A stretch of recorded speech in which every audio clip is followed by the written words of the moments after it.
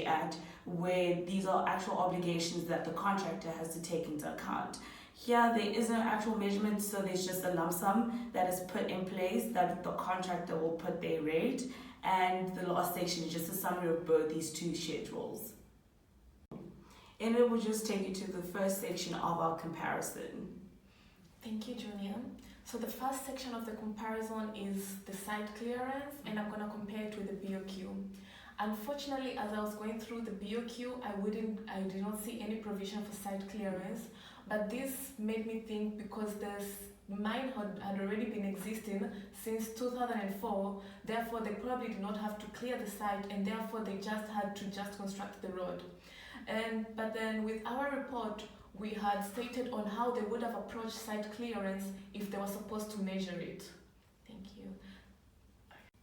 Okay, Junior, you can go ahead and give us the comparison between the earthworks and the BOQ. Okay, thank you. So essentially, with our comparison, we stated how in the sands it will be tackled, and that is already stated in the breakdown. So I'll just take you through the similarities and differences that we picked up as we're comparing the earthworks from the actual SANS 1000D and the TNG construction BOQ that was handed to them. So in terms of restricted excavations, which is 1200 dB, the differences and similarities is all depths in this BOQ were measured in meters cubed, and the items the items in the BOQ are separated in accordance to not exceeding 1.3, whereas in the SANS, it was scheduled not exceeding 1 meter. So that is a slight difference that we picked up under restricted excavations. And then we move on to importing materials.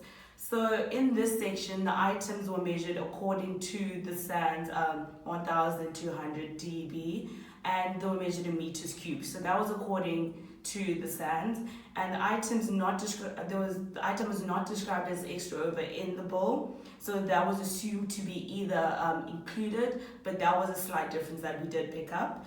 And the last item was the imported materials as free haul, according to SANS 1200 dA, was according to the SANS, and it was accurate in the bill. And the last item was compaction of material, which was also according to the SANS.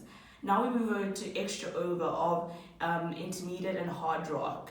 And with this item, the item was referred to as mass excavation. So maybe it's just a different use of words, and thereafter there was an extra over allowance and of hard rock as well. The item was measured in accordance to the SANS 1000 dB under clause 8.32.